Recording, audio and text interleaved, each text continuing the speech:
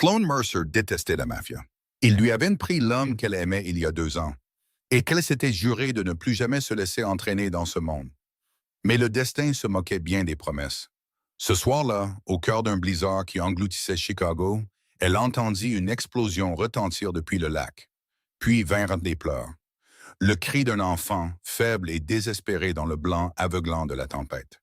Quand Sloane a dévalé le talus, elle ne savait pas que l'homme qu'elle extrayait de la voiture en feu était Jude Ashford, le plus puissant parrain du crime de cette ville. Et le bébé qui pleurait dans ses bras était son fils unique. Elle détestait tout ce qu'il représentait, mais elle ne pouvait pas le laisser mourir. Pas pour lui, mais pour cet enfant de 8 mois qui tremblait dans ses bras. Ses grands yeux bleus la fixaient comme si elle était de son monde entier. Sloane n'a pas réfléchi. Elle a couru. Ses vieilles bottes en cuir glissaient sur la neige épaisse et lourde. Elle dévalait la pente menant vers le lac Michigan. Le vent lui cinglait le visage comme des coups de couteau. Il charriait une odeur de fumée et d'essence brûlée. Les pleurs du bébé résonnaient encore quelque part devant. Faibles, mais suffisants pour la faire avancer à chaque passe difficile. La neige lui montait jusqu'aux genoux. Chaque enjambée était une bataille, mais Sloane ne s'est pas arrêtée. Elle s'était arrêtée une fois dans sa vie, et cela lui avait tout coûté. Elle ne s'arrêterait plus. Le 4x4 noir gisait incliné au bas du talus, comme une bête mourante. De la fumée s'échappait dessous le capot. Elle se mêlait à la tempête blanche, la transformant en un brouillard toxique. Les vitres étaient brisées, des éclats de verre jonchaient la neige. Ils scintillaient sous les flammes qui commençaient à lécher l'avant du véhicule. Sloane a glissé sur les dernières mains, estombé, s'est relevé, puis s'est jeté vers la voiture. Les pleurs étaient plus forts maintenant. Elle a regardé sur la banquette arrière, et son cœur a semblé s'arrêter un instant. Un bébé. Un tout petit bébé attaché dans un siège auto gris. Son visage était rouge, des larmes coulaient sur ses joues. Ses yeux bleus étaient grands ouverts de peur et de confusion. Elle n'a pas réfléchi, elle a agi. Ses mains ont tiré sur la portière, mais elle était coincée. Elle a frappé le cadre du poing, a tiré à nouveau, a frappé encore. Le feu se propageait. Elle entendait le crépitement sec venant du moteur. Il ne restait plus de temps. Sloane a attrapé une grosse pierre à ses pieds et l'a fracassée contre la vitre restante jusqu'à ce que le verre éclate. Elle a passé le bras à l'intérieur et appuyé sur le bouton de déverrouillage du siège auto, puis a sorti le bébé et le siège en même temps. Le bébé a poussé un cri perçant quand l'air glacial l'a enveloppé. Sloane a serré l'enfant contre sa poitrine, enroulant son vieux manteau de laine autour du petit corps tremblant. Elle a murmuré des mots sans signification, de petits sons doux pour l'apaiser, même si elle savait qu'il ne pouvait pas comprendre. Puis elle a regardé vers le siège avant. Un homme. Sa tête était tombée en avant. Du sang coulait d'une blessure sur son front jusqu'à sa pommette. Sa chemise blanche était devenue d'un rouge sombre et trempée sur son abdomen, inconscient ou mort. Sloane a posé le bébé dans la neige, assez loin du véhicule, puis s'est retournée. Elle ne savait pas ce qui était cet homme. Elle s'en fichait. Elle savait seulement qu'elle ne pouvait pas laisser quelqu'un mourir devant elle. Pas encore une fois. Elle a passé le bras par la vitre brisée et a cherché son pouls dans son cou. Faible, mais toujours là. Elle a ouvert la portière en tirant sur la poignée de l'intérieur, puis a commencé à le traîner dehors. Il était lourd, plus lourd que tout ce qu'elle avait jamais essayé de tirer. Son corps semblait être une plaque de pierre. La neige sous ses pieds était si glissante que chaque pas en arrière était un supplice. Le feu se propageait plus vite maintenant. Elle entendait l'essence fuir, entendait le métal gémir sous la chaleur. Elle a tiré, est tombée, s'est relevée, a tiré encore, mètre par mètre, mètre par mètre. Ce n'est que lorsque ses poumons lui ont semblé en feu et que ses mains sont devenues complètement engourdies par le froid qu'elle l'a finalement laissé tomber à côté du bébé. Puis elle s'est retournée pour regarder le véhicule, et il a explosé. Les flammes ont jailli avec une force sauvage. Elles ont déchiré la nuit et projeté de la lumière sur la vaste étendue de neige blanche tout autour d'eux. Le souffle de l'explosion a projeté Sloane en arrière sur le sol. Elle est restée là, le souffle court, fixant le ciel noirci au-dessus d'elle. Les pleurs du bébé ont percé le hurlement du vent. Elle a tourné la tête sur le côté. Elle a vu que l'enfant était toujours dans son siège auto, toujours enveloppé dans son manteau, toujours en train de pleurer. Vivants, ils étaient tous les deux encore en vie. Lentement, Sloane s'est redressée, a pris le bébé dans ses bras et l'a serré fort contre elle. Elle a regardé l'homme inconscient à côté d'elle, son sang continuant à imbiber sa chemise. Elle ne savait pas qui il était. Elle ne savait pas pourquoi quelqu'un voulait sa mort et celle de ce bébé. Elle savait seulement qu'elle venait de les arracher à l'enfer. Et maintenant, elle devait trouver un moyen de les garder en vie. Si vous aimez les histoires qui touchent le cœur, s'il vous plaît, appuyez sur j'aime pour nous soutenir. N'oubliez pas de partager cette vidéo avec les gens que vous aimez et de vous abonner à la chaîne pour ne pas manquer les prochaines histoires. Sloane l'a compris au moment où elle a posé sa main sur son front. Elle a senti la chaleur brûlante à travers sa peau. Son corps luttait contre une infection. Et elle n'avait ni antibiotiques ni médicaments contre la fièvre. Rien, sauf de l'eau propre et des bandes de tissu humide. Elle a déchiré une vieille chemise en petits morceaux, les a trempés dans de l'eau froide, puis les a posés sur son front et son cou. Toutes les quelques minutes, elle les remplaçait par des neufs. La sueur coulait de chaque pore de son corps, trempant la couverture sous lui. Il gémissait dans son délire, murmurant parfois des mots qu'elle ne pouvait pas distinguer. Elle lui faisait boire de l'eau avec une cuillère, une petite gorgée à la fois. Elle attendait patiemment qu'il avale avant de lui en donner plus. La plupart de l'eau coulait du coin de sa bouche, mais une partie entrait. C'était suffisant. Ça devait être suffisant. Puis le bébé a pleuré. Le son a tranché la concentration de Sloane comme une lame. Ce n'étaient pas les pleurs effrayés d'avant. C'était un cri exigeant, le cri d'un enfant qui a faim. Elle s'est tournée vers la caisse en bois où il était couché. Ses yeux bleus la fixaient, pleins d'accusations et de désespoir, comme s'il ne comprenait pas pourquoi elle ne le nourrissait pas. Sloane s'est levé et a commencé à fouiller la minuscule cabane. Placards de cuisine, tiroirs, paniers de rangement. Il n'y avait rien de convenable pour un bébé de 8 mois. Elle avait du riz, des haricots secs, un peu de viande salée et des légumes en conserve.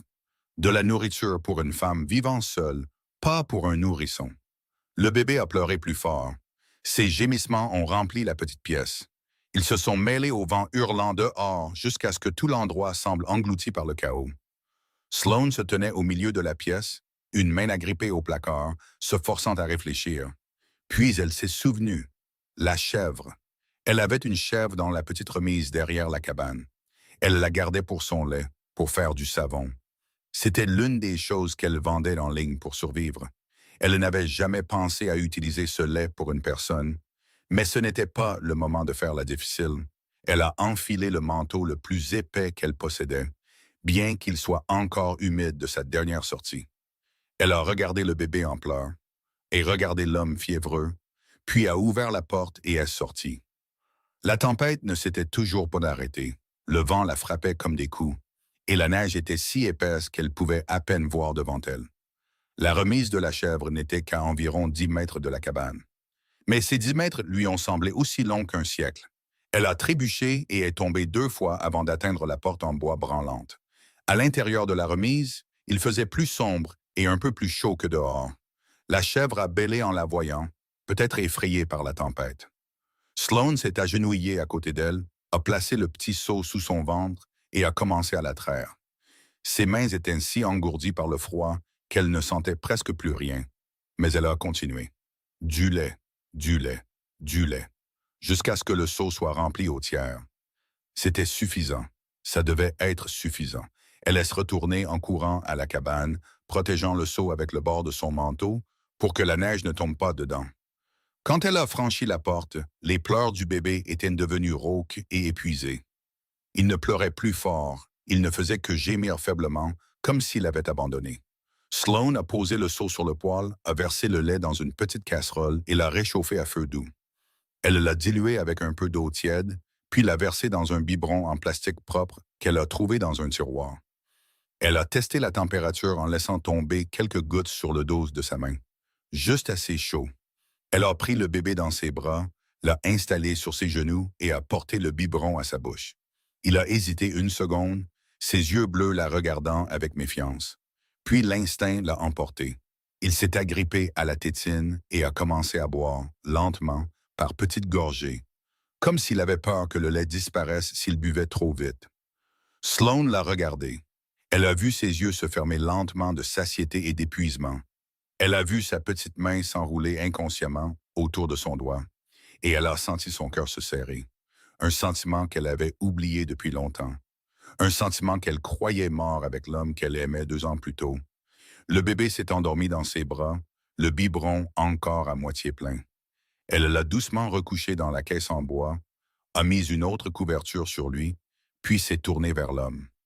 Il était toujours fiévreux, mais cela semblait un peu mieux qu'avant. Elle a changé le linge humide sur son front, lui a fait boire quelques cuillerées d'eau de plus, puis s'est affalée sur le sol entre eux deux.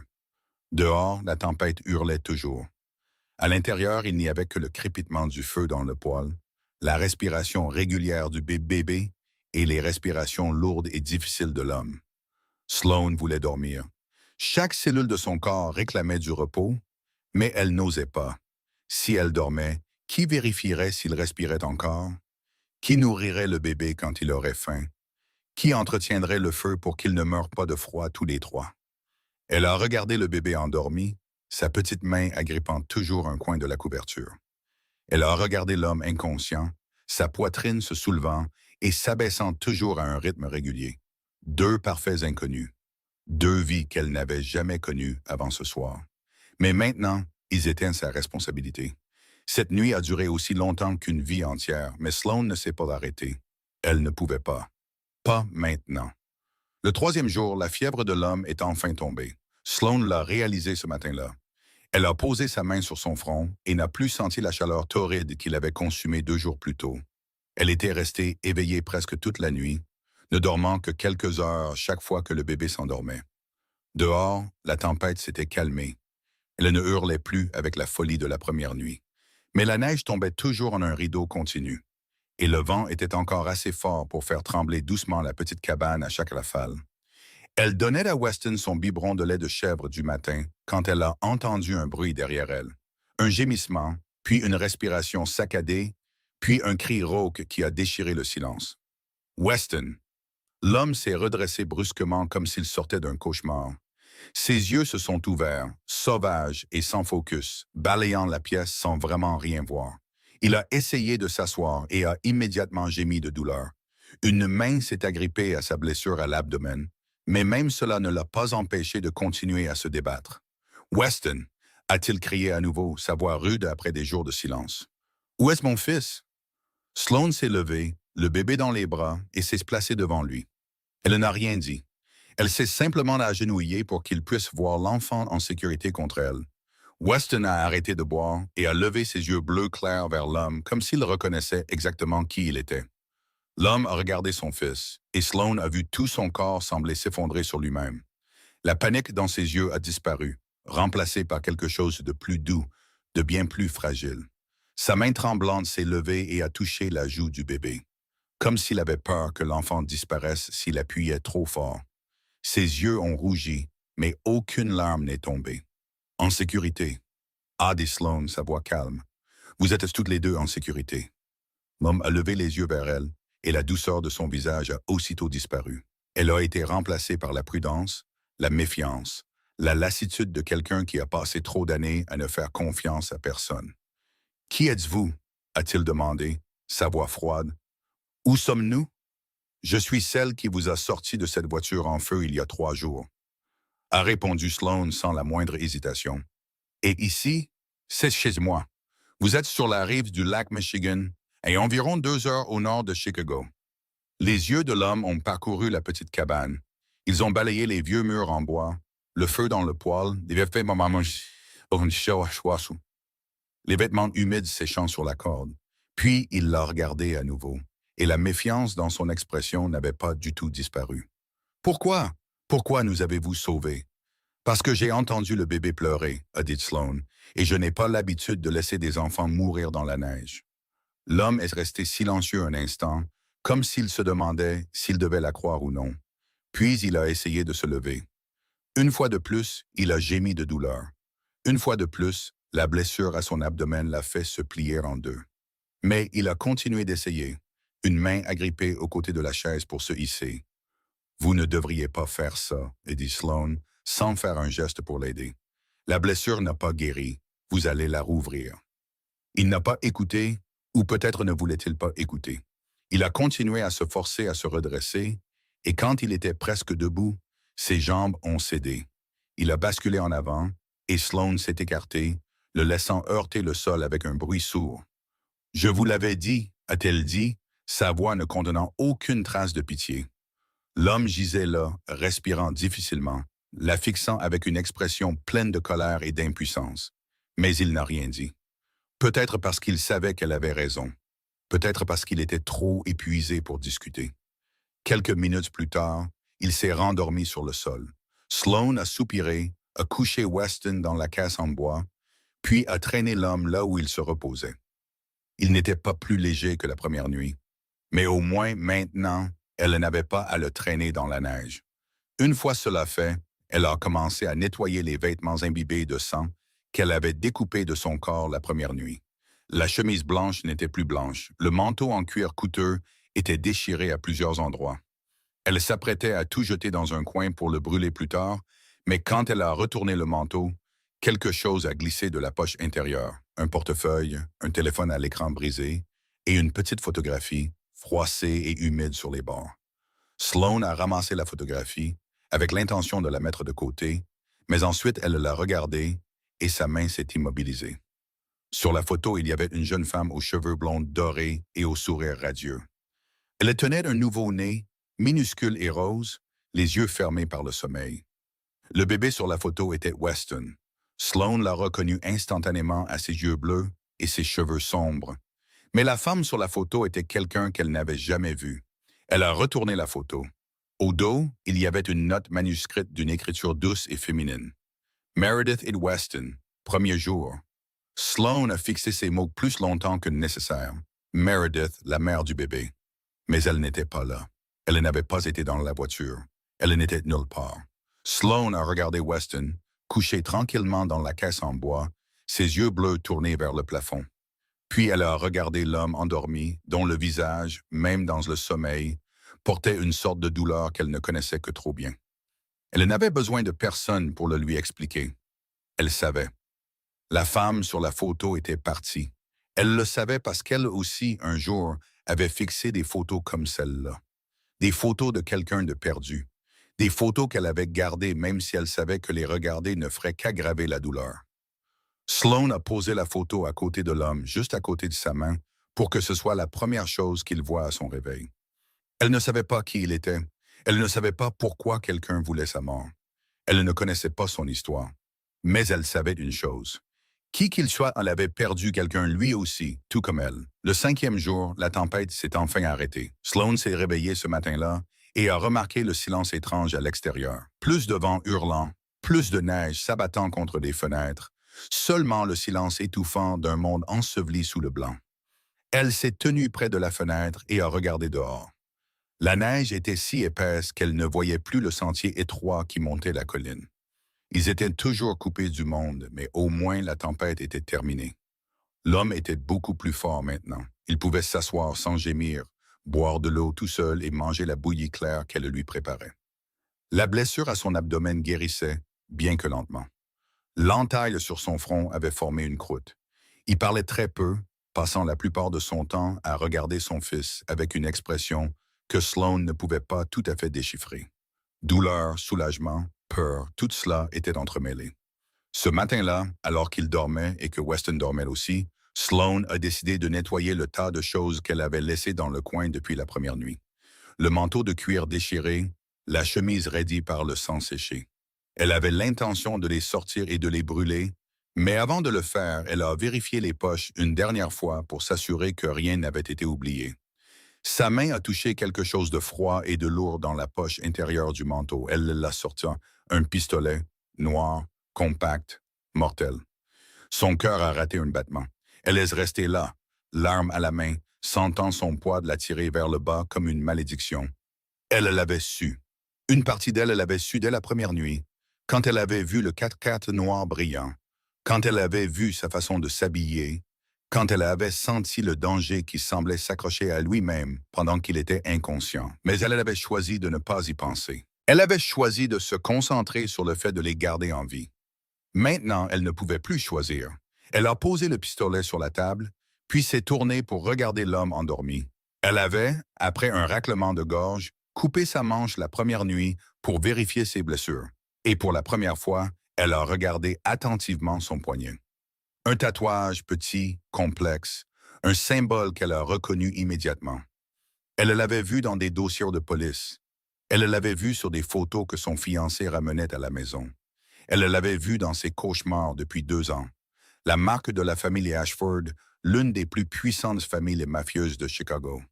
Sloan est restée là, ayant l'impression que quelqu'un venait de lui verser un seau d'eau glacée sur la tête. Elle avait sauvé un mafieux. Elle avait fait entrer un mafieux dans sa maison. Elle avait soigné un mafieux pendant 5 jours comme s'il était innocent.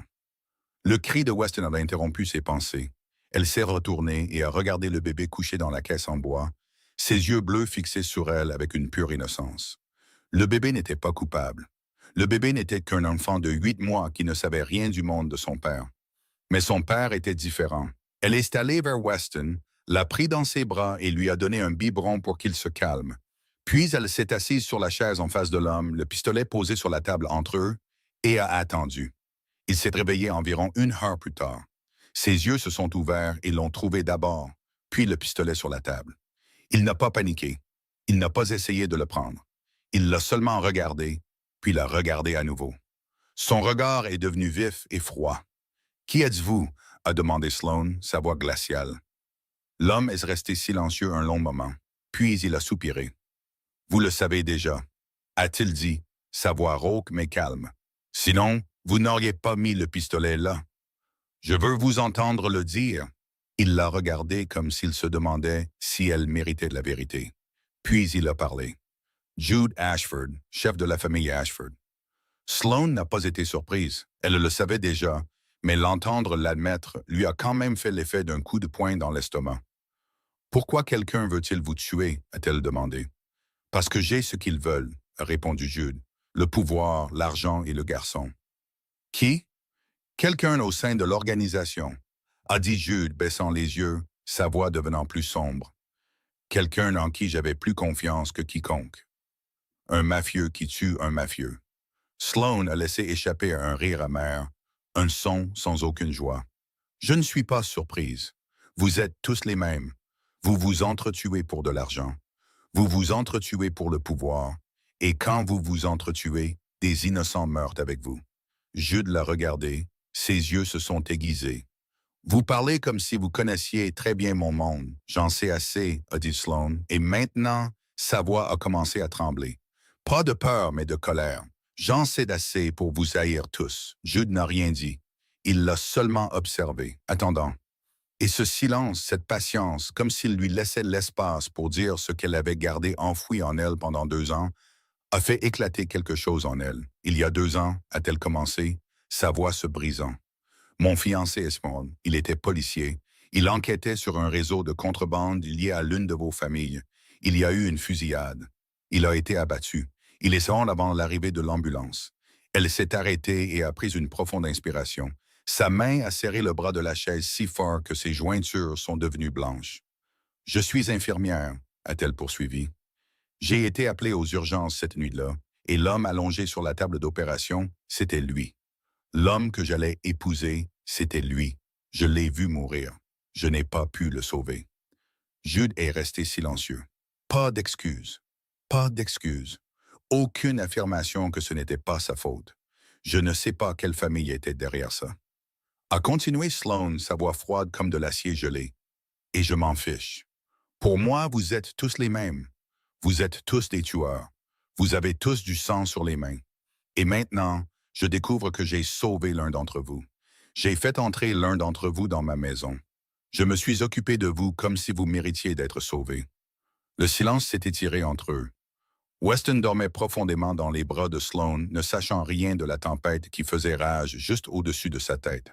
Finalement, Jude a parlé. « Je n'ai pas tué votre fiancé », a-t-il dit, sa voix basse et claire. « Et je ne m'attends pas à ce que vous me croyiez, mais je comprends pourquoi vous me détestez. Vous avez toutes les raisons de le faire. » Sloan n'a rien dit. Elle l'a seulement regardé. Elle regardait dans ses yeux bleus profonds remplis de cicatrices invisibles. Et pour la première fois, elle l'a vraiment vu. Pas comme un chef de la mafia, pas comme un meurtrier, seulement comme un homme essayant de fuir avec son fils, portant une photo de sa femme décédée, prêt à mourir pour protéger son unique enfant. Pour la première fois, ils se sont vus. Non pas comme des étrangers, mais comme deux personnes portant des blessures qui ne guériraient jamais complètement. 2 jours après cette confrontation, la petite cabane est tombée dans une sorte de silence étrange. Non pas le silence tendu d'étrangers forcés de partager le même espace, mais le silence de deux personnes qui avaient déjà vu les blessures de l'autre et ne savaient plus quoi dire. Sloane s'occupait toujours de Jude, changeait toujours ses bandages chaque jour, cuisinait toujours de la bouillie et le forçait à manger. Mais elle ne le regardait plus dans les yeux. Elle faisait tout comme une machine, rapide, efficace et détachée. Puis elle se détournait comme si sa présence la brûlait. Jude n'essayait pas non plus d'entamer la conversation. Il passait la plupart de son temps assis en silence, regardant son fils avec une expression que Sloane ne pouvait pas lire. Parfois, elle le surprenait en train de la regarder. Mais chaque fois que leurs regards se croisaient, ils détournaient tous les deux les yeux. Jude était devenu beaucoup plus fort. Il pouvait s'asseoir sans aide. Il pouvait se déplacer lentement dans la petite pièce, même s'il devait encore s'appuyer contre le mur chaque fois que la blessure à son abdomen le faisait souffrir. Son corps se remettait à un rythme surprenant, comme s'il s'était habitué à être blessé et à se guérir lui-même. Mais ce qui a le plus changé au cours de ces 2 jours, ce n'était pas Jude, c'était Weston. Le bébé avait commencé à s'accrocher à Sloane d'une manière qu'il n'avait jamais fait avec personne auparavant. Chaque fois qu'elle le posait, il pleurait.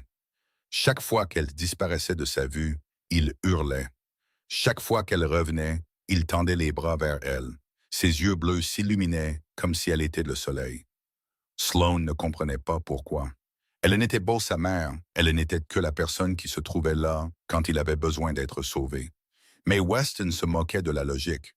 Pour lui, Sloane était celle qui l'avait tenu dans ses bras pendant la tempête, celle qui l'avait nourri quand il avait faim, celle qui l'avait endormi avec de maladroites petites berceuses. Pour Weston, Sloane était tout. Jude a tout observé en silence. Sloane savait qu'il regardait. Elle pouvait sentir son regard chaque fois qu'elle prenait Weston dans ses bras, chaque fois qu'elle le nourrissait, chaque fois qu'elle le calmait quand il pleurait. Il ne disait jamais rien, mais elle voyait quelque chose dans ses yeux chaque fois qu'ils les regardaient ensemble. De la douleur, de la gratitude et autre chose qu'elle n'osait pas nommer.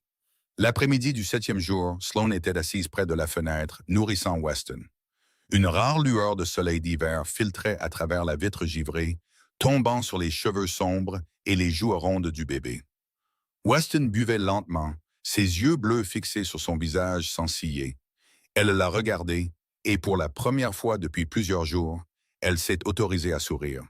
Un petit sourire, presque inconscient. Puis Weston a arrêté de boire. Sa bouche a bougé, et il a fait un son. Maman. Sloane s'est figée. Maman, a répété Weston, plus clairement cette fois, comme s'il essayait de toutes ses forces de le dire correctement. Puis il a souri. Un sourire éclatant, ensoleillé, et a tendu les deux mains vers son visage. Maman. Le biberon a glissé des mains de Sloane. Elle est restée assise, incapable de respirer, fixant le bébé qui lui souriait comme si elle était son monde entier. Ses mains tremblaient, ses lèvres tremblaient, ses yeux ont commencé à brûler, bien qu'elle se soit jurée de ne plus jamais pleurer. « Maman », a répété Weston, comme s'il ne comprenait pas pourquoi elle ne lui répondait pas. Sloane a entendu des pas derrière elle. Elle s'est retournée et a vu Jude debout dans l'embrasure de la porte, une main appuyée contre le cadre pour garder l'équilibre. Ses yeux se sont écarquillés en regardant son fils, puis elle. Il n'y avait pas de jalousie dans ce regard, pas de douleur, seulement quelque chose que Sloane ne pouvait pas nommer. Quelque chose de si doux et fragile qu'elle a dû se détourner. Elle a posé Weston dans la caisse en bois si rapidement que c'en était presque brutal. Puis elle s'est levée et passée devant Jude, a poussé la porte et est sortie. Le vent froid lui a frappé le visage comme une gifle. La neige recouvrait encore tout, mais la tempête était passée, et l'air était si pur que ça faisait mal. Elle se tenait sur les marches de la cabane, respirant profondément, essayant de calmer la vague d'émotions qui montait dans sa poitrine. Elle a entendu la porte s'ouvrir derrière elle, des pas lents. Puis Jude s'est tenu à côté d'elle, pas trop près, mais pas trop loin non plus. Il n'a rien dit au début. Il est juste resté là, regardant le lac gelé au loin. « Je ne suis pas sa mère », a dit Sloane, sa voix se brisant. Elle ne l'a pas regardé. Elle n'osait pas. Je ne peux pas être sa mère. Je suis juste quelqu'un qui se trouvait là. Je n'ai pas le droit de le laisser m'appeler comme ça. Le silence s'est étiré entre eux. Le vent soufflait doucement. La neige tombait des branches des arbres. Puis Jude a parlé. Tu l'as sorti d'une voiture en feu, a-t-il dit, sa voix basse et délibérée. Tu l'as tenu dans tes bras pendant la tempête. Tu es sorti dans la neige glaciale pour traire une chèvre pour lui. Tu es resté éveillé toute la nuit pour t'assurer qu'il respirait encore. Sloane ne s'est toujours pas retournée. Elle sentait l'humidité dans ses yeux et elle détestait ça, détestait cette faiblesse. Tu l'as nourri quand il avait faim, a poursuivi Jude. Tu lui as chanté des berceuses quand il avait peur. Tu es resté à ses côtés pendant 7 jours alors que son propre père était inconscient et ne pouvait rien faire. Il a fait une pause et quand il a repris la parole, sa voix était plus douce. Pour Weston, tu n'es pas une étrangère. Pour Weston, tu es la personne la plus importante au monde. Tu es celle en qui il a confiance. Tu es celle qu'il aime. Tu n'es peut-être pas sa mère biologique, mais pour mon fils, tu es tout. Sloane se tenait là, le dos tourné vers lui, les épaules tremblant légèrement. Elle n'a pas pleuré. Elle s'était promis de ne plus pleurer. Mais quelque chose à l'intérieur de sa poitrine se brisait, morceau par morceau, comme la glace sur le lac sous la première lumière du printemps. Pas de douleur, mais parce que pour la première fois en 2 ans, quelqu'un avait besoin d'elle, vraiment besoin d'elle. Elle s'est retournée et passée devant Jude sans un mot et a de nouveau poussé la porte. Weston était toujours couché dans la caisse en bois, ses yeux bleus fixés au plafond. Quand il l'a vue, il a souri et a tendu les bras. Maman. Sloane est allée vers lui et tombée à genoux et l'a pris dans ses bras. Elle l'a serré si fort que c'était presque comme si elle avait peur de lui faire mal. Le bébé n'a pas pleuré. Il s'est simplement blotti dans ses bras, sa tête reposant contre sa poitrine, sa respiration régulière et calme. Elle n'a pas pleuré. Mais en tenant cet enfant, elle a su qu'elle ne pourrait jamais l'abandonner. Jamais. La nuit du 8e jour, la cabane était ensevelie dans l'obscurité et dans la respiration régulière de ceux qui dormaient à l'intérieur. Le feu dans le poêle s'était affaibli, ne laissant que de faibles braises rouges vaciller dans la grille. Sloane était assise, le dos contre le côté de la caisse en bois où dormait Weston. Sa tête était baissée, ses yeux à moitié clos. Elle n'avait pas bien dormi depuis plus d'1 semaine et son corps réclamait son dû. Mais même dans ce sommeil léger et interrompu, les instincts de quelqu'un habitué depuis longtemps à vivre seul ne cessaient de veiller.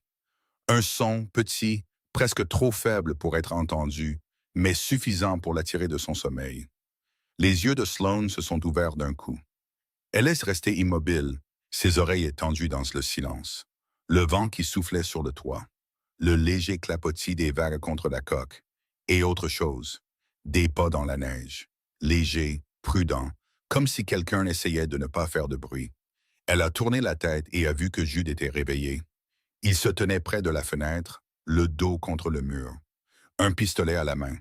La pâle lumière de la lune filtrait à travers la vitre gelée, dessinant les traits durs de son visage dans l'ombre. Ses yeux bleus profonds étaient vifs et alertes, sans aucune trace de fièvre ou de faiblesse. Leurs regards se sont croisés. Aucun d'eux n'a parlé. Ils n'en avaient pas besoin. Sloane a compris tout de suite. Jude a levé un doigt sur ses lèvres, signalant le silence. Puis il a montré Weston, puis elle. Sa signification était claire. Elle devait rester ici, protéger le bébé. Il irait vérifier. Sloane a secoué la tête. Elle s'est levée silencieusement et s'est approchée de lui. Son murmure était bas mais ferme. Vous tenez à peine debout depuis 2 jours. Laissez-moi y aller. Jude l'a regardé, la surprise dans les yeux et autre chose encore. Mais il n'a pas eu le temps de discuter. Le bruit extérieur est revenu. Plus proche cette fois. Sloane s'est tournée vers le poêle et a pris le couperet qu'elle utilisait pour fendre le bois. Avec son poids dans sa main, il semblait solide et réel. Elle ne savait pas se servir d'un pistolet. Mais elle savait se servir d'une lame. Elle savait se défendre. 2 ans de vie seule lui avaient appris ce que cela. Jude s'est dirigé vers la porte, chaque pas aussi silencieux que celui d'un chat, même si son corps n'était pas encore complètement guéri. Sloane se tenait derrière la porte, le dos contre le mur, le couperet levé près de son épaule. Weston dormait toujours profondément dans la caisse en bois, ignorant la tension qui s'abattait sur la pièce. Le cœur de Sloane battait si fort qu'elle pouvait l'entendre dans ses oreilles. Jude a ouvert la porte. Le silence est devenu étouffant. Il est sorti, sa grande silhouette disparaissant dans l'obscurité. Sloane est resté là, comptant chaque seconde. 1, 2, 3, 10, 30, 1 minute, 2 minutes. Elle ne pouvait pas respirer. Elle n'osait pas respirer. Sa prise sur le couperet s'est resserrée jusqu'à ce que ses jointures deviennent blanches. Ses yeux n'ont jamais quitté la porte ouverte. Quiconque franchirait ce seuil sans être Jude recevrait une lame.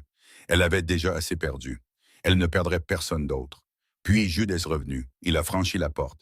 Le pistolet toujours à la main, mais baissé maintenant. Son visage était tendu, mais il n'y avait aucun signe de danger immédiat. Personne, a-t-il dit doucement. Ça aurait pu être un animal sauvage. Un ours ou un cerf. Ils descendent près du lac en hiver. Sloane a soupiré, mais elle n'a pas baissé le couperet. Elle ne croyait pas que c'était un animal. Ses instincts lui disaient le contraire. Mais elle n'avait aucune preuve. Et Jude semblait certain, alors elle n'a rien dit. Ils ont refermé la porte et ont mis le verrou. Jude s'est assis à côté, le pistolet posé sur ses genoux, ses yeux toujours ouverts. Il allait monter la garde. Sloane a compris sans demander. Elle est retournée aux côtés de Weston et s'est assise. Mais elle n'a pas dormi. Aucun d'eux n'a dormi cette nuit-là. Le lendemain matin, alors que le soleil commençait à se lever et que le brouillard sur le lac commençait à se dissiper, Sloane a enfilé son manteau et est sortie. Elle devait s'occuper de la chèvre, ramasser plus de bois de chauffage, respirer de l'air frais après une nuit tendue par la peur. Mais elle n'avait fait que quelques pas quand elle s'est arrêtée. Sur la neige blanche immaculée, à environ 15 pieds de la porte de la cabane, il y avait des empreintes de pas, des empreintes d'hommes, grandes, pas celles de Jude, car il n'était pas sorti pendant la nuit, sauf pour cette brève vérification autour du porche. Ces traces venaient de la direction des bois, avaient fait le tour de la cabane et s'étaient arrêtées près de la fenêtre du salon, d'où quelqu'un pouvait regarder à l'intérieur. Puis elles avaient fait demi-tour et avaient disparu dans les arbres. Quelqu'un était venu ici la nuit dernière. Quelqu'un s'était tenu devant la fenêtre et avait regardé à l'intérieur. L'avait regardé. Avait regardé Jude, avait regardé Weston. Quelqu'un les avait observés. Sloane est restée là, fixant les empreintes de pas, alors qu'elle commençait lentement à s'adoucir sous la nouvelle neige qui avait recommencé à tomber. Elle n'est pas rentrée pour appeler Jude. Elle n'était pas encore prête à le lui dire. Elle avait besoin de réfléchir. Elle avait besoin de comprendre ce que cela signifiait. Mais au fond d'elle, elle le savait déjà. Le monde extérieur les avait trouvés. Ils n'avaient simplement pas encore frappé à la porte. Le matin du 9e jour, pour la première fois en près de 2 semaines, le téléphone de Sloane a vibré. Elle était assise près de la fenêtre, donnant son biberon du matin à Weston, quand elle a senti le vieux téléphone trembler doucement dans la poche de son manteau. Le choc a failli lui faire lâcher le biberon. Pendant tous les jours de la tempête, elle avait même oublié que cette chose existait. Pas de réseau, pas de connexion avec le monde extérieur, seulement la petite cabane des 3 personnes essayant de survivre un jour à la fois. Mais maintenant, avec la tempête passée et la neige qui ne tombait plus, un faible signal était revenu. Elle a regardé l'écran. Le nom qui brillait était Papa. Sloane s'est immobilisée. Son doigt a plané sur le bouton de réponse, hésitant. Elle ne savait pas quoi dire. Elle ne savait pas comment expliquer tout cela. Mais si elle ne répondait pas, il s'inquiéterait encore plus. Il penserait que quelque chose lui était arrivé. Et il avait déjà assez perdu. Elle ne voulait pas lui en faire perdre plus. Elle a appuyé sur répondre et a apporté le téléphone à son oreille. Sloane, la voix de son père est parvenue à travers la ligne, rude d'inquiétude. « Où es-tu? J'ai appelé toute la semaine. Impossible de te joindre. J'ai failli venir te chercher en voiture. »« Je vais bien, papa, » a-t-elle dit, rendant sa voix aussi stable que possible. La tempête était forte. Le courant a été coupé. Le réseau aussi, rien de grave. Il y a eu un silence à l'autre bout du fil pendant un moment. Sloane sentit sa main trembler légèrement. Et elle détestait ça. Elle détestait mentir à son père. Elle détestait qu'il s'inquiète à cause d'elle. Elle détestait ne pas pouvoir être la fille qu'il méritait. « Tu es sûr? » a demandé à nouveau son père, sa voix lente et prudente. « Ta voix est différente. comme si tu cachais quelque chose. Sloan a fermé les yeux une seconde. Son père la connaissait trop bien, même si elle avait gardé ses distances avec lui ces 2 dernières années. Même si elle avait essayé de couper presque tous les liens entre eux pour qu'il ne soit pas entraîné dans sa douleur, il était toujours la personne qui la comprenait le mieux au monde. Après la mort de sa mère d'un cancer quand Sloan avait 15 ans, il l'avait élevée seule. Il avait fait des doubles gardes à l'atelier de réparation automobile pour payer son école d'infirmière. Il avait pleuré plus fort qu'elle aux funérailles de son fiancé. Et il l'avait appelée une fois par semaine ces 2 dernières années, même si elle décrochait rarement. « Je vais bien, papa », a-t-elle répété, sa voix plus douce maintenant. « Je te le promets, quand la tempête se calmera complètement et que les routes seront ouvertes, je te rappellerai.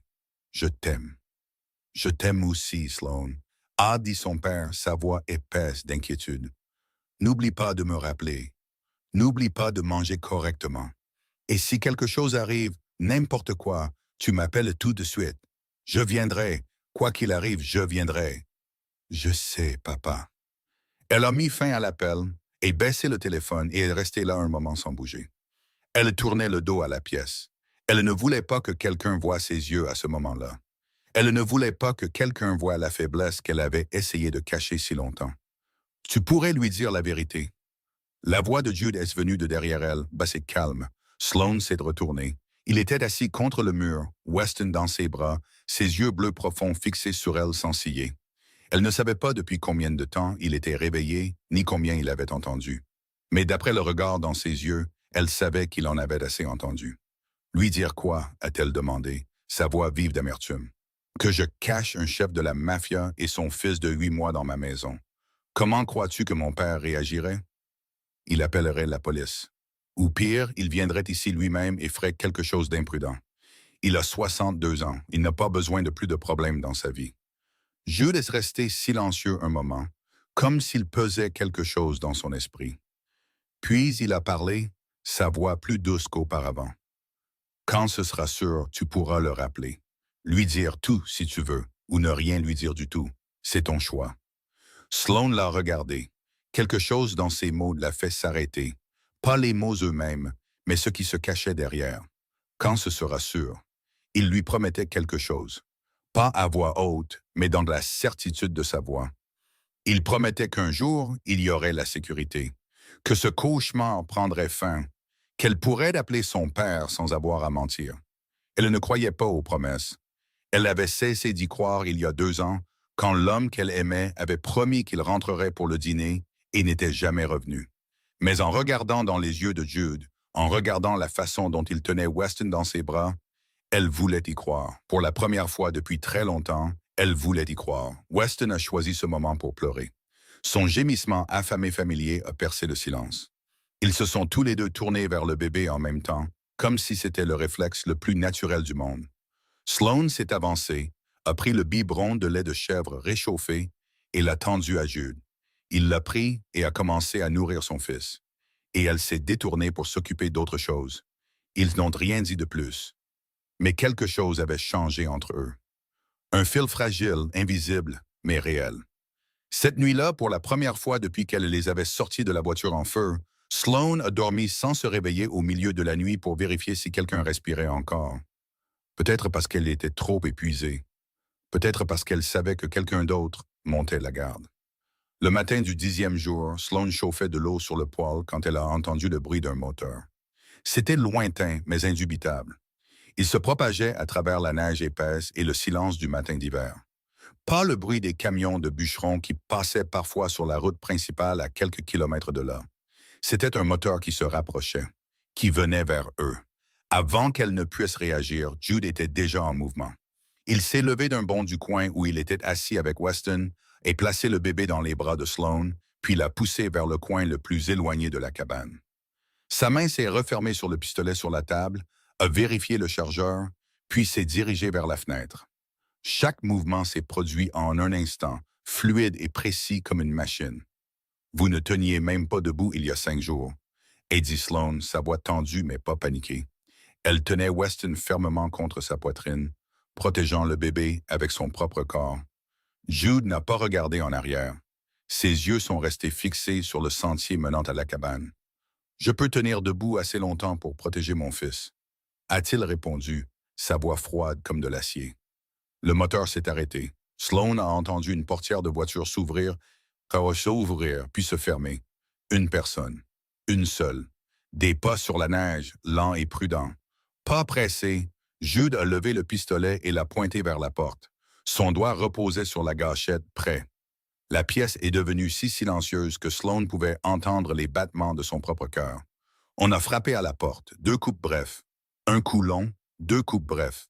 Sloan a vu Jude se raidir, puis, lentement, il a baissé le pistolet. « Ouvrez », a-t-il dit, sa voix toujours tendue, mais plus prête à tirer. Sloan l'a regardé comme s'il avait perdu la tête.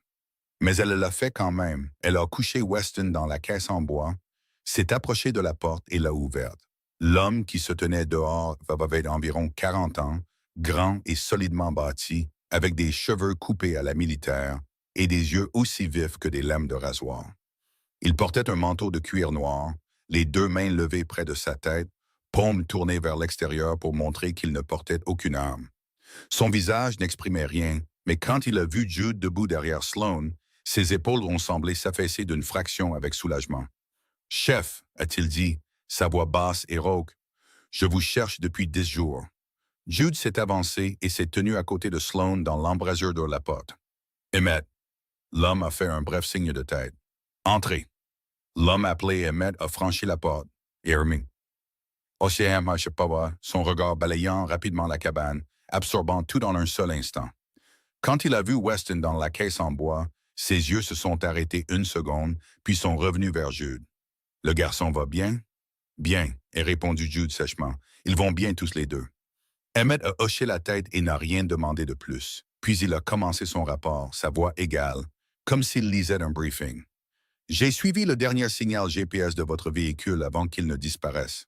Ça a pris des jours à cause de la tempête et parce que je devais m'assurer que personne ne me suivait. Mauvaise nouvelle de Chicago, chef. Conrad Steele a pris le contrôle de plus de 60% de l'organisation. » Jude est resté parfaitement immobile, son visage se transformant en pierre. Conrad. Le nom a quitté sa bouche comme une malédiction. Il vous a déclaré disparu. Et continué Emmett. Possiblement mort. Il fait pression sur les anciens pour qu'ils le voient comme nouveau chef. Si vous ne revenez pas d'ici 1 semaine, le conseil se réunira et lui remettra officiellement le contrôle. Le silence s'est étiré dans la petite pièce. Sloan se tenait dans le coin, Weston dans ses bras, regardant les 2 hommes. Elle avait l'impression de regarder un film sans connaître le scénario, mais elle comprenait assez pour savoir que la situation était mauvaise. Finalement, Jude a parlé, sa voix calme au point d'être froide. Alors, Conrad était derrière l'embuscade. « Je le crois, » a dit Emmett, « mais je n'ai pas sûr de preuves. Il a bien couvert ses traces. » Jude a hoché la tête, ses yeux s'assombrissant. Puis il s'est tourné pour regarder Sloan, comme s'il venait de se souvenir qu'elle était toujours là. Emmett a suivi le regard de Jude et, pour la première fois, a regardé directement Sloan. Ses yeux vifs l'ont parcouru de la tête aux pieds, mesurant, évaluant, analysant. « Qui est-elle » a-t-il demandé à Jude. « Pas elle. » Jude n'a pas hésité. « La femme qui a sauvé ma vie et celle de mon fils. » Sa voix était ferme, ne laissant aucune place à d'autres questions. Emmett a regardé Sloan 1 seconde de plus, puis a hoché la tête. Il n'a pas demandé son nom, n'a pas demandé ce qu'elle faisait dans la vie, n'a pas demandé pourquoi elle était là. Si Jude disait qu'elle comptait, alors elle les comptait. C'était suffisant. Sloan se tenait là, le bébé dans les bras, regardant les 2 hommes parler de guerre et de pouvoir. Elle pouvait sentir le monde extérieur s'immiscer dans sa petite cabane, l'entraînant dans une spirale dont elle n'avait jamais voulu faire partie. Il y a 10 jours, elle n'était qu'une femme vivant seule, gardant ses distances avec tout et tout le monde. Maintenant, elle se tenait au milieu d'une guerre souterraine qu'elle ne comprenait pas du tout. Les jours tranquilles dans la cabane étaient terminés, et Sloan savait qu'elle devrait choisir, entrer dans leur monde ou s'en aller et ne jamais se retourner. Emmett s'est assis dans la vieille chaise en bois, ses yeux vifs fixés sur Jude. « Il y a quelque chose de plus grave que la prise de contrôle de Conrad, chef. » Jude se tenait le dos contre le mur, les bras croisés sur la poitrine. La blessure à son abdomen le faisait toujours souffrir, bien qu'il n'en montre aucun signe. Dis-le.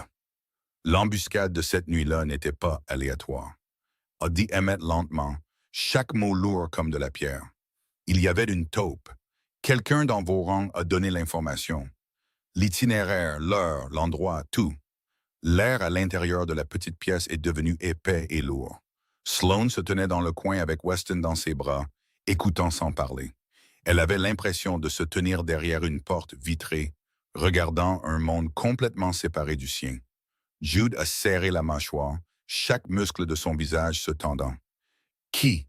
Sa voix était basse et dangereuse. Qui m'a trahi? Emmett a secoué la tête. Je ne sais pas, seules 5 personnes connaissaient l'itinéraire cette nuit-là. Après un raclement de gorge, moi, vous, le chauffeur, et il est mort dans l'embuscade, Conrad, et Vance, son assistant. J'ai cherché pendant 10 jours, mais je n'ai pas trouvé de preuves claires. Jude a frappé le mur du poing, le coup résonnant dans la petite pièce. Weston a sursauté et a commencé à pleurer. Sloane l'a soulevé plus haut et l'a calmé, ses yeux ne quittant jamais l'échange. « Conrad !» a grogné Jude. « Il veut ma place depuis longtemps. Il était le bras droit de mon père. Il pense qu'il méritait d'hériter du siège plus que moi. » « Je le pense aussi, » a dit Emmett. « Mais le penser et le prouver sont 2 choses différentes. Nous avons besoin de preuves, chef. Sans elles, le Conseil des Anciens n'écoutera pas. » Sloane est resté immobile, écoutant. Weston avait cessé de pleurer maintenant, couché tranquillement dans ses bras, ses yeux bleus tournés vers son visage. Dans son esprit, un souvenir a commencé à surgir, flou au début, puis de plus en plus net, 3 jours avant la tempête. Elle réparait le toit de la remise de la chèvre quand une voiture s'est arrêtée au bord de la route. Un homme est sorti, environ 50 ans, cheveux poivre et sel, portant un manteau de laine coûteux. Il a souri d'une manière amicale et lui a posé des questions sur les routes autour du lac. Elle se souvenait de sa voix, douce et polie. Rien de suspect. Il a posé des questions sur la route menant vers le bord du lac, sur les raccourcis à travers les bois, sur les tronçons faciles et ceux qui étaient dangereux. Elle avait répondu parce qu'elle n'avait aucune raison de ne pas le faire.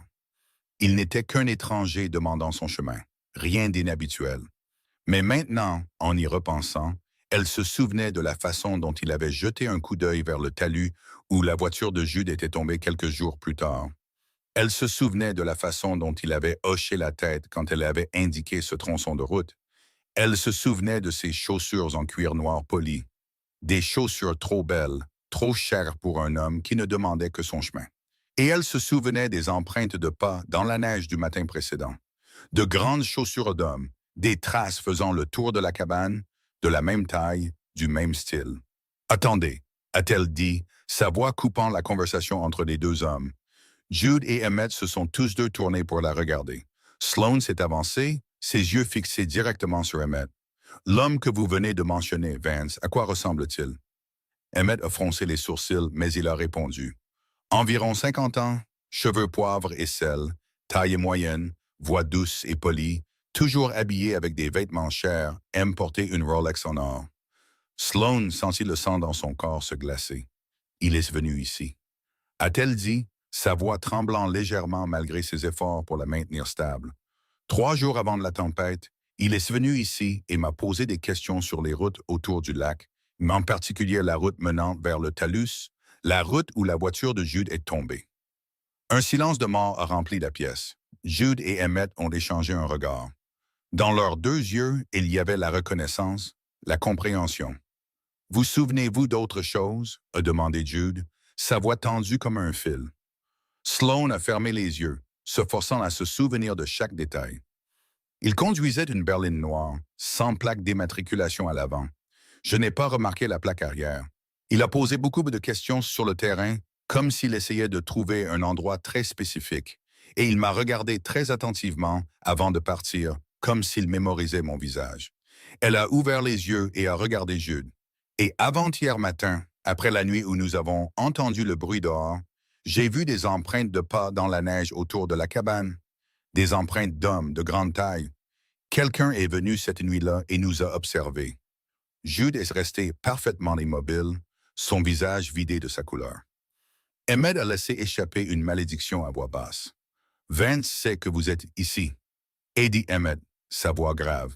Il sait que quelqu'un a sauvé le chef, et il sait à quoi vous ressemblez. Jude s'est avancée jusqu'à se tenir devant Sloane.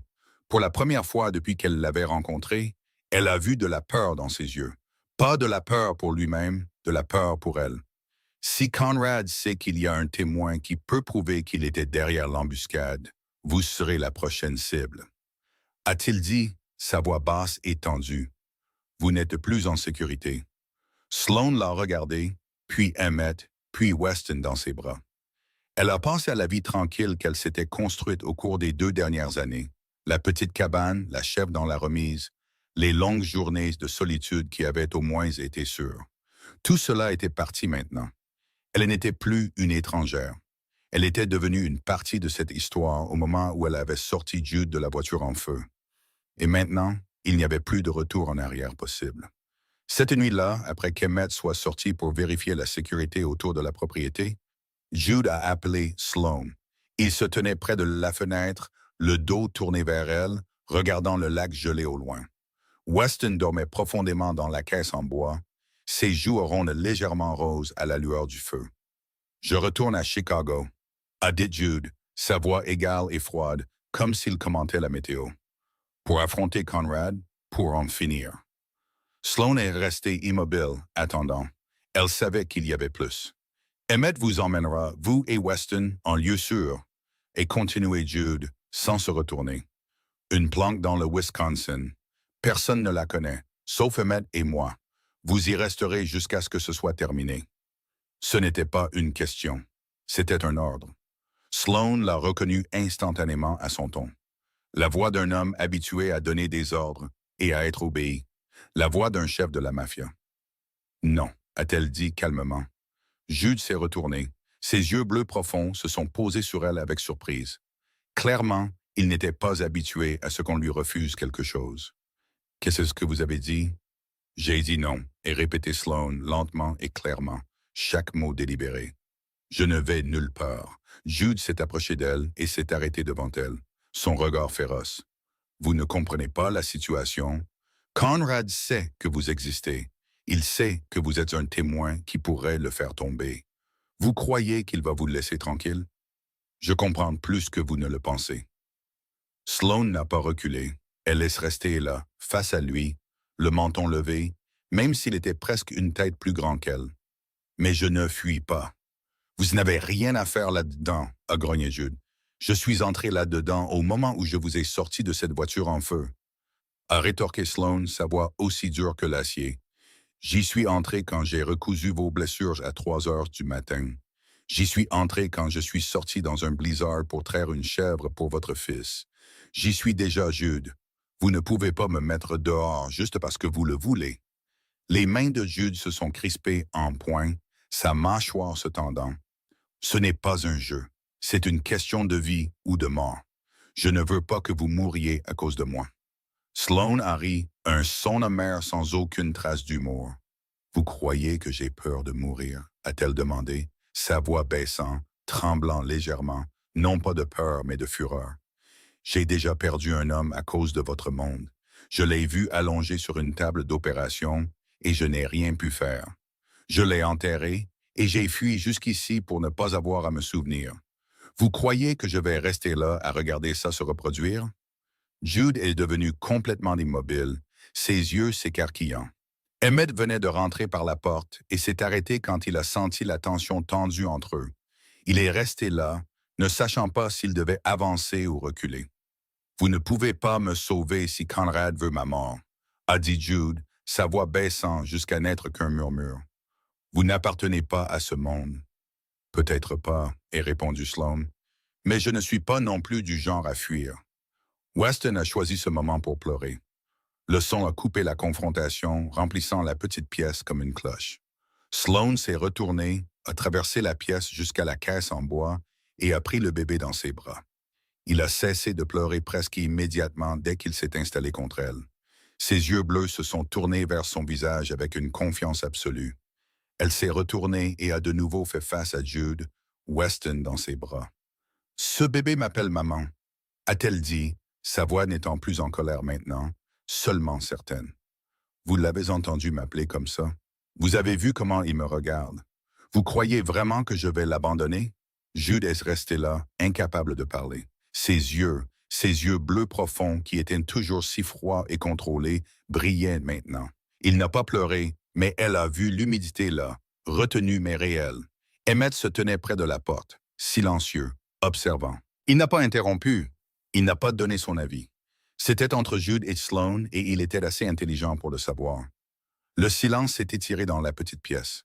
Seul le crépitement du feu dans le poêle et la respiration régulière de Weston dans les bras de Sloane remplissaient l'espace entre eux. Finalement, Jude a soupiré. Il n'a rien dit, n'acceptant ni ne refusant. Il s'est simplement détourné et est sorti de la pièce, disparaissant dans l'obscurité extérieure. Sloane l'a regardé partir, serrant Weston plus fort contre sa poitrine. Elle ne savait pas exactement pourquoi elle se battait, pour le bébé dans ses bras, pour Jude, ou pour elle-même. Peut-être pour les trois, peut-être pour aucun d'eux, mais elle savait d'une chose, elle n'allait pas fuir. Pas cette fois. 3 jours après la dispute dans la cabane, ils sont arrivés à Chicago. Jude avait passé ce temps à contacter les anciens qui lui étaient restés fidèles, les hommes qui avaient servi son père et honoraient encore leur serment à la famille Ashford. Ils n'étaient pas nombreux, mais ils étaient suffisants. 4 hommes, 4 des 12 membres du conseil croyaient encore en Jude, doutaient encore de Conrad.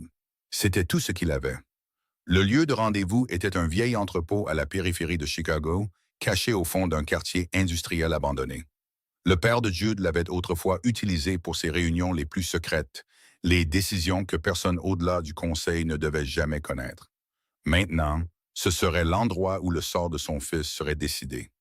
Sloane était assise dans une voiture garée à une 50aine de mètres de l'entrepôt, Weston endormi sur ses genoux, Emmett au volant. Et elle tenait le téléphone dans sa main, l'écran allumé. L'appel était déjà connecté au téléphone de Jude. Elle pouvait tout entendre de ce qui se passait à l'intérieur. Elle parlerait le moment venu. Elle était la carte cachée, le témoin dont Conrad ignorait même l'existence. À l'intérieur de l'entrepôt, l'air était si épais qu'on aurait pu le couper. 12 chaises avaient été disposées en demi-cercle, une pour chaque ancien. 7 d'entre elles avaient déjà été achetées ou menacées par Conrad.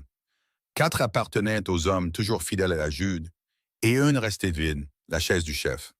Conrad se tenait au milieu de la pièce dans un costume noir parfait, sans un seul pli, un sourire suffisant sur les lèvres. Il attendait ce moment depuis des années, attendant de se tenir à cet endroit, regardant les hommes qu'il avait autrefois méprisés. Estimé ancien, a-t-il commencé, sa voix mielleuse comme de l'huile. Nous nous réunissons ici aujourd'hui pour résoudre une affaire malheureuse. Jude Ashford est porté disparu depuis plus de 2 semaines. Aucune trace, aucun contact. Nous devons faire face à la possibilité qu'il ne soit plus parmi nous, et la famille a besoin d'un nouveau chef. Il a fait une pause, laissant les mots s'imprégner dans l'air. Je me propose humblement pour ce poste. J'ai servi la famille pendant 30 ans. J'étais le bras droit du précédent chef. Je connais chaque recoin de cette organisation. Je suis celui qui le mérite. Quelques anciens ont hoché la tête. Les autres sont restés assis en silence, leur visage illisible. Votez, et suggéré l'un des hommes de Conrad. Votons maintenant et finissons-en. Conrad a souri et commençait juste à lever la main en signe d'accord quand une voix a traversé la pièce. Pas encore. Toutes les têtes se sont tournées vers le coin le plus sombre, et de cette obscurité, Jude s'est avancé. Il avait l'air différent de la dernière fois qu'il l'avait vu, plus mince, plus pâle. Une nouvelle cicatrice lui barrait le front, mais ses yeux étaient toujours aussi vifs que des couteaux. Et quand il a regardé Conrad, ce seul regard a suffi à glacer la pièce. Conrad a pâli seulement une seconde. Une brève seconde où il a perdu le contrôle avant de se ressaisir. Mais Jude l'a vu, et tout le monde dans la pièce l'a vu aussi. Jude.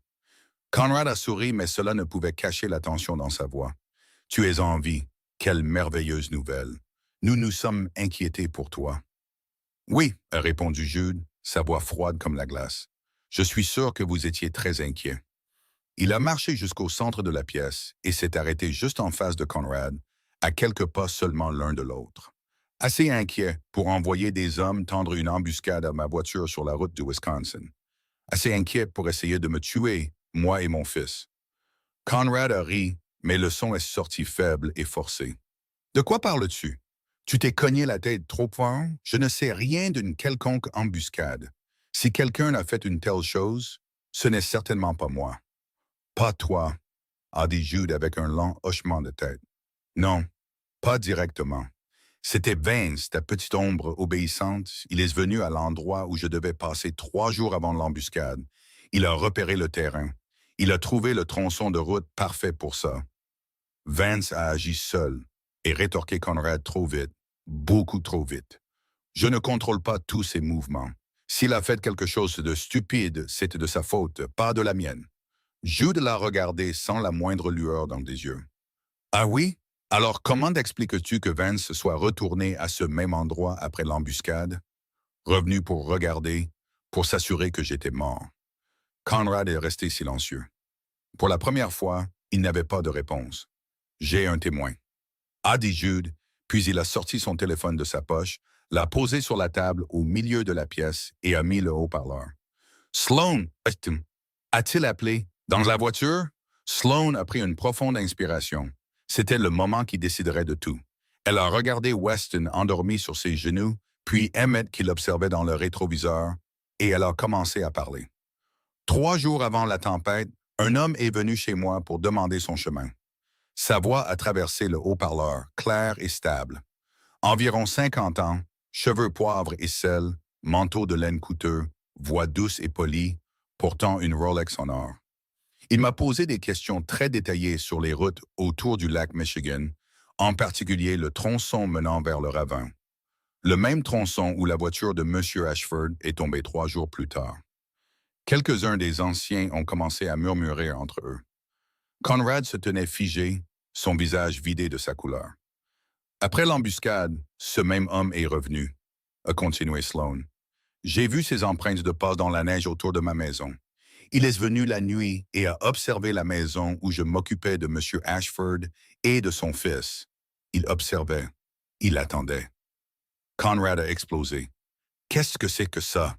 A-t-il rugi, son visage devenant rouge foncé, toute trace de politesse disparue.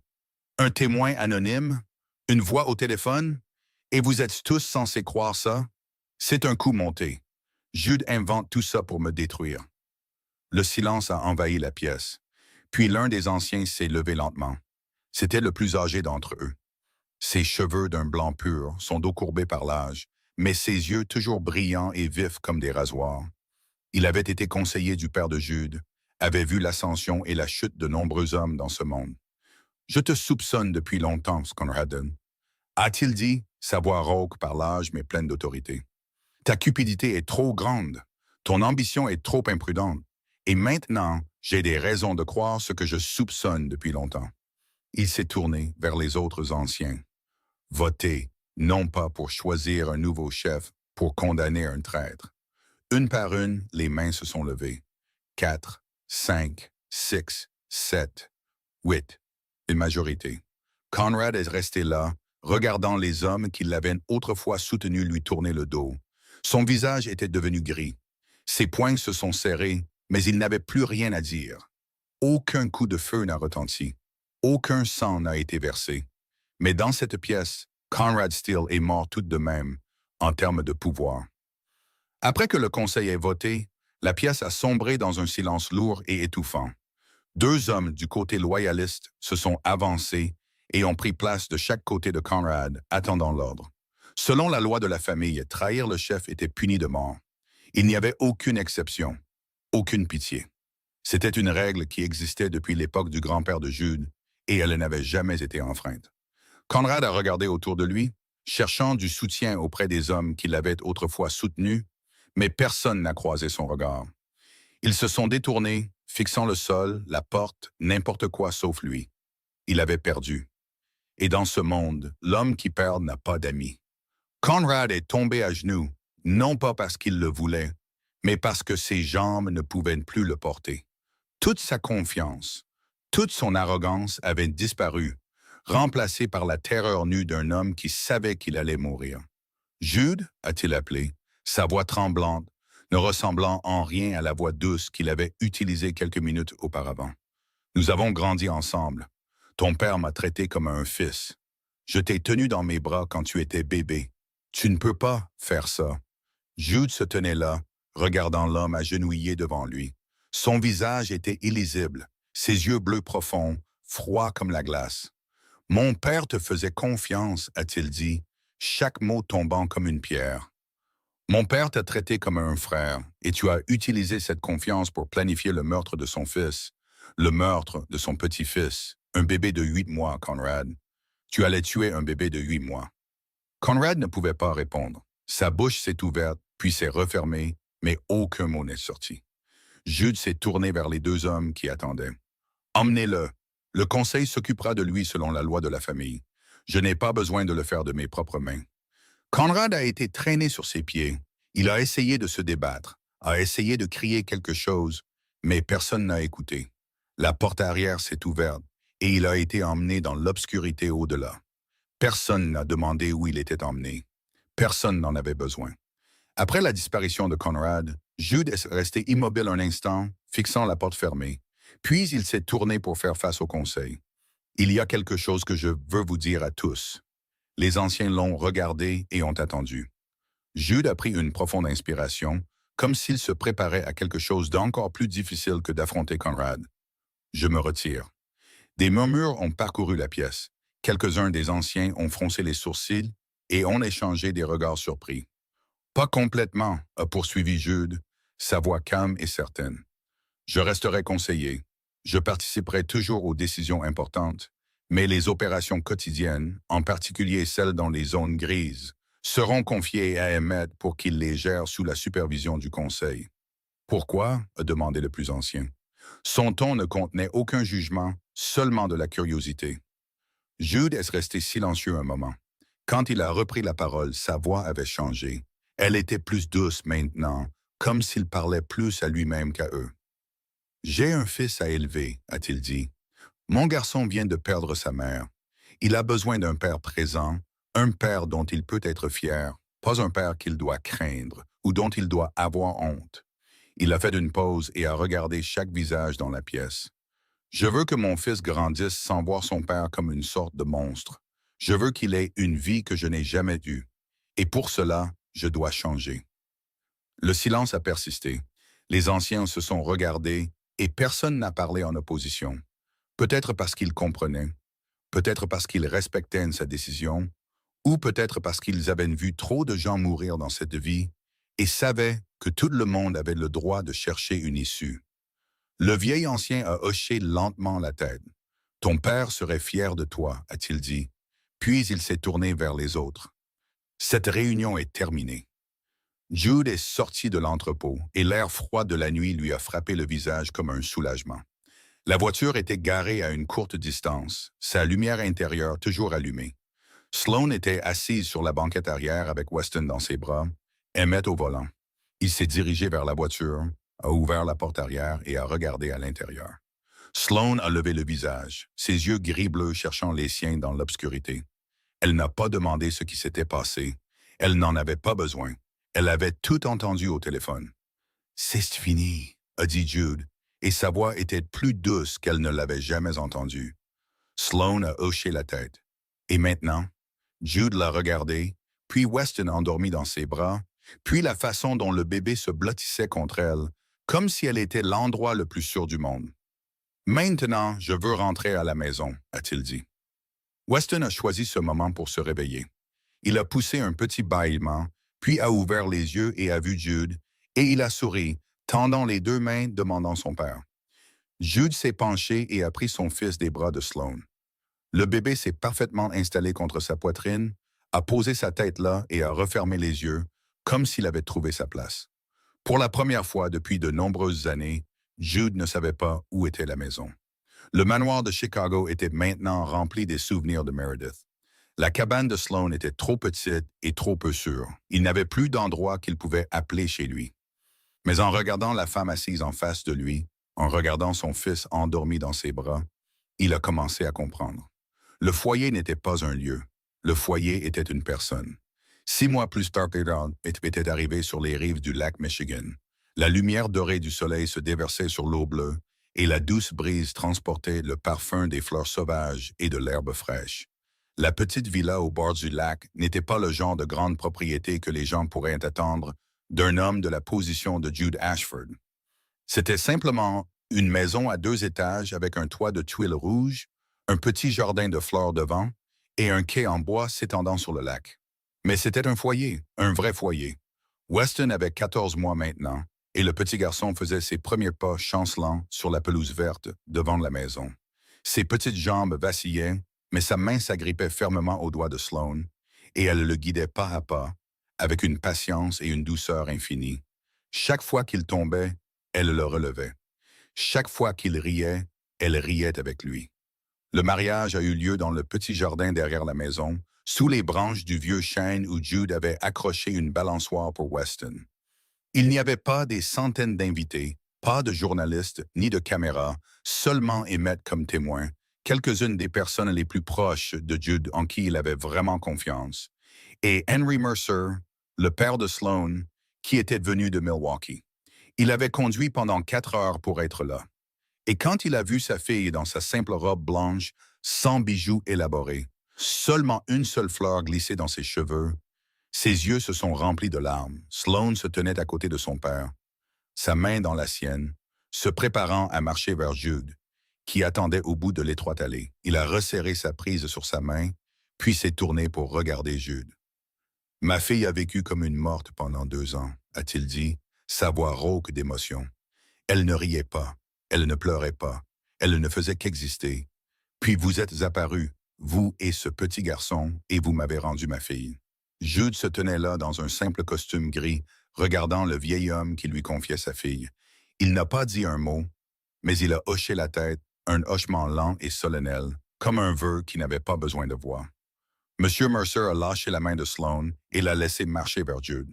Et quand elle a placé sa main dans la sienne, elle a senti quelque chose à l'intérieur de sa poitrine commencer enfin à guérir. 2 mois après le mariage, Jude et Sloane ont assisté à une fête organisée par l'un des anciens associés de Jude. C'était la première fois que Sloane apparaissait devant les gens de l'ancien monde de Jude en tant que sa femme. Elle portait une simple robe bleu foncé, ses cheveux soigneusement attachés en arrière, sans maquillage élaboré. Elle n'essayait pas de devenir quelqu'un qu'elle n'était pas. La fête s'est déroulée sans encombre, jusqu'à ce qu'une femme d'âge mûr, l'épouse de l'un des hommes d'affaires avec qui Jude avait autrefois travaillé, s'approche de Sloane. La femme a regardé Sloane de haut en bas, puis son regard s'est arrêté sur les mains de Sloane. Des mains rendues rugueuses par des années de soins infirmiers, des mains marquées de petites cicatrices dues au travail dans la chèvrerie et à la réparation de la cabane. Les mains d'une femme qui travaille, pas d'une dame de la société. « Comme c'est intéressant », a dit la femme, sa voix douce mais teintée de moquerie. « Je ne m'attendais pas à ce que Jude Ashford choisisse une femme aussi ordinaire. » La pièce a semblé devenir plus silencieuse. Quelques personnes se sont tournées pour regarder, attendant la réponse de Sloane.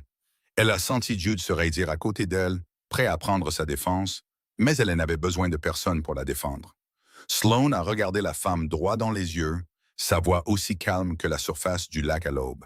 « Ses mains ordinaires ont sorti mon mari d'une voiture en feu, a-t-elle dit. Ses mains ont recousu ses blessures à 3 heures du matin au milieu d'une tempête de neige, quand personne d'autre n'était là. Ses mains ont maintenu son fils en vie pendant les plus longues nuits de sa vie. Je n'ai pas besoin d'être extraordinaire. J'ai seulement besoin d'être moi-même. » La femme est restée là, la bouche légèrement ouverte, incapable de dire un mot. Jude a placé sa main dans le creux du dos de Sloane, un geste doux, mais plein de sens.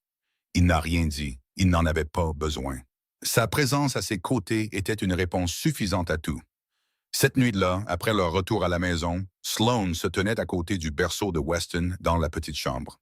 Le petit garçon dormait profondément, ses lèvres roses bougeant légèrement comme s'il rêvait de quelque chose de doux. Elle lui a chanté doucement une berceuse que sa mère lui chantait autrefois quand elle était enfant, et elle n'a pas réalisé que Jude se tenait dans l'embrasure de la porte, l'observant.